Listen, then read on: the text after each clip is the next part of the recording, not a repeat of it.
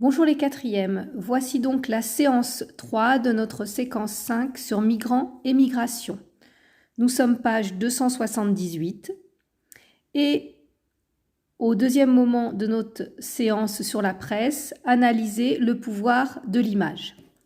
Donc sur votre cahier, à la suite de votre travail, vous allez marquer petit 2, analyser le pouvoir de l'image, comme vous aviez marqué petit 1,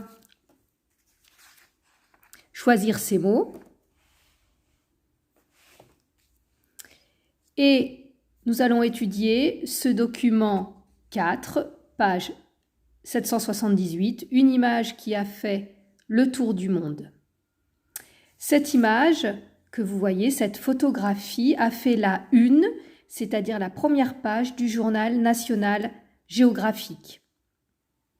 Donc la notion de une est une notion importante dans la presse. La une, c'est la première page d'un magazine, d'un journal. Donc elle est très importante. National Geographic, c'est un journal où il y a des photos et des reportages.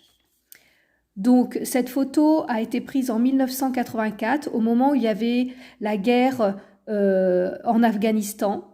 Et cette jeune fille est une jeune fille afghane qui a trouvé refuge dans un camp dans le pays à côté qui est le Pakistan. Et le photographe Steve McCurry l'a prise en photo et a publié donc cette photo en 1985. Donc je vous demande comme travail d'abord sur votre cahier de décrire l'image. Donc vous décrivez l'image, ce que vous voyez, les couleurs, les plans, ce qui est remarquable. Ensuite, vous répondez aux deux questions. Que semble exprimer la jeune fille et que ressentez-vous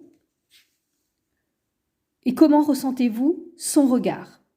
Qu'est-ce qu'il vous fait à vous, spectateurs, en train de regarder cette jeune fille?